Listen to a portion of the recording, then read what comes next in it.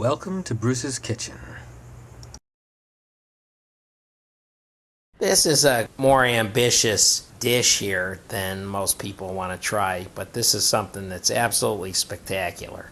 You start with the big prawn shrimp. These are probably under 12s. What that means, if you see that in the market, U12, U15, 2140, all that's the count per pound. So when it says U12 or under 12, that means there's under 12 per pound. Common size you can usually get in the market's under 15. These happen to be under 12s. I'd recommend you use under 15s. These were peeled and deveined and then cut to butterfly. We use fresh chives for this dish. We pick these from the garden, wash them off, dry, always get all the water off, and then you make sure they're all clean, nice and green. Chop them up, basically just a coarse chop. I take some goat cheese, soften it in a bowl, add a little cream, just cream it with a fork is fine, just a splash of cream, and add the chives. I think salt, pepper's optional. Just leave it the way it is. You're trying to make it soft, but not like mayonnaise to spread, because you want it to stay firm and stay inside that shrimp when it cooks. We just cream it all together. You can do it with a wire whip, whisk, or just use a fork. Then you wrap them with saran wrap and kind of mash them out, pound them out with a mallet. You increase the surface area of the shrimp that you're going to have to work with, plus you break down some of the muscle, so when you fold it back over, it'll maintain this shape you put it in as opposed to going back to its natural shape. That's one of the results of pounding. You break down the natural muscle. And we take that shrimp after we pounded it a little bit, and we spread it on there, roll it back up, fold it, kind of fold it over itself. We prep all of our shrimp. By the way, I think 3 of these would be more than sufficient for a very, very hearty meal, because it's pure protein, and you probably got 7 or 8 ounces of center of the plate meal here by the time you finish with this dish. So you don't need 6 of these per person. The appetizer, 1 of these is perfect. We put that goat cheese mixture in the shrimp and fold the shrimp back over itself, make it look like a shrimp again. You always leave the tail on the shrimp. In the old days, the early machines that they had to peel shrimp pull the tail off, and in fancier restaurants it was always an indication that they processed the shrimp themselves as opposed to buying them pre-peeled, and that's why you always, for classy shrimp, you leave the peel on. Now we're going to wrap those shrimp in prosciutto ham. You get the prosciutto ham pre-sliced, and they have it packaged on an individual piece of wrapping paper, or if you go to a good Italian butcher, they can cut it for you and you'll be able to get it apart. And you just wrap that prosciutto ham around the shrimp. There's our shrimp after they're wrapped with the prosciutto ham. You want to use the prosciutto ham as opposed to any other kind of ham because of the flavor it imparts, and because you can cut it so wafer thin and wrap it around. Yeah, those look beautiful raw. We're going to serve those shrimp on a little zucchini crouton is what I'm going to call this. So we have some zucchini squash. I like to peel it. Some people don't. I think the peels leave a little bit of bitter taste to it.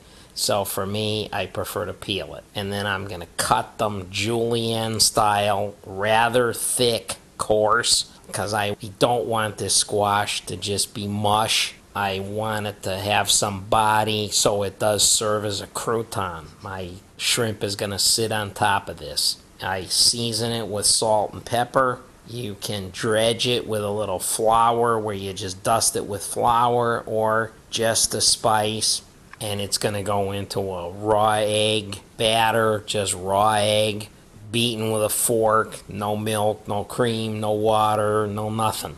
And if you put a little flour on it, it'll pick up a little more of the egg. We are trying to, as well as all of our other achievements here, create a no or low carb dish. So that's one of the reasons why we opted to leave out the flour. Now we put that zucchini into the egg. We got our pan, again our nonstick pan on the open burner, and we preheat it. and we cook these in olive oil. Now we're shredding some fresh, I believe this is Parmigiano Reggiano cheese, and we make that really fine on the fine shred. You can use Romano or you can just use plain Parmesan. Any of the hard upcountry Tuscan pungent cheeses are fine, any kind. So we saute our zucchini until it gets brown, turn it over. Once we turn it over, we can turn it off or turn it way down because it'll cook just as a result of being left in the pan. Fairly hot pan. We want it to cook and we want it to brown, and then we'll turn it down when it's brown. That's our sauteed zucchini there, and then we're going to add that Parmesan cheese over the top. Try to cover the zucchini equally with the cheese, and then we're going to put it under the broiler. We'll put that cheese, we want the cheese to be on there like snow and leave it puffy like that. Don't beat it down, don't mash it, just leave it like that, then it melts really nice. We get it all piled up on there just like snow fell on top of it. That's how you want it to look. And then that goes under the broiler and you just want to melt it. We don't want this zucchini to burn, we want it to just get melted on there. And that's our finished product there. We didn't want to burn it and get it all crusty so it's all brittle and it's just going to crack when we try to eat it. We want it to stay on there. Now we can let our pan get hot with olive oil, and we're going to put those shrimp in there. But we want to put the pan on the stove and get the pan hot. Now we're going to kind of dredge those shrimp in the olive oil. So I put it in there and rub the bottom and the oil, turn it over. So now the whole thing has got oil on it. You can either do that or paint it on there with a pastry brush if you set it into the hot pan. But you want the pan to be hot because we want to cook this from the top and bottom simultaneously. About the time we get them into the pan and we know that they started to cook, so we know that pan is hot, then we put it under the broiler. If you just put it in the broiler in a cold pan, it would cook from the top down. The bottom part would never get done. If you put it in a hot pan, then the heat from the bottom of the pan is going to penetrate through to the center at approximately the same rate as the heat will that's coming from the infrared broiler overhead. And that's what we're trying to do. That way we have the thing get done together. So now as the shrimp's finishing, we're taking our zucchini and putting it on our platter, and it's just going to be set on that platter however you want to present this dish. In this case, I presented it as an appetizer that 3 of us shared. If this was going to be a center of the plate dish, I'd put 2 or 3 and rice or pasta, whatever else was going to go with it, and I'd set the zucchini on the plate first. You don't have to worry about it staying hot because it's going to get hot when you put the shrimp and the sauce on top of it. You can see our ham gets a little caramelized there. There you can see the shrimp turn red, the cheese is oozing out. We want to let that sit for a couple of minutes so the cheese has a chance to reconstitute itself. It'll get solid again as opposed to being real runny as you pick it up and get it all run out.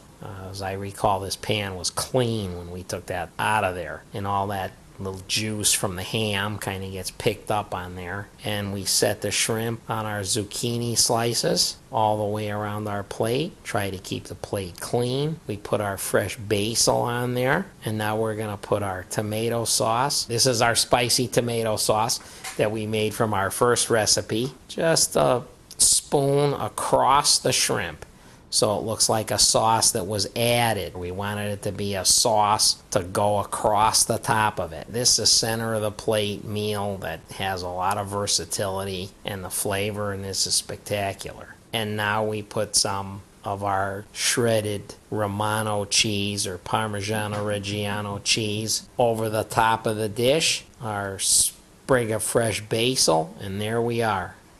Gorgeous. Awesome. Unbelievable. Orgasmic.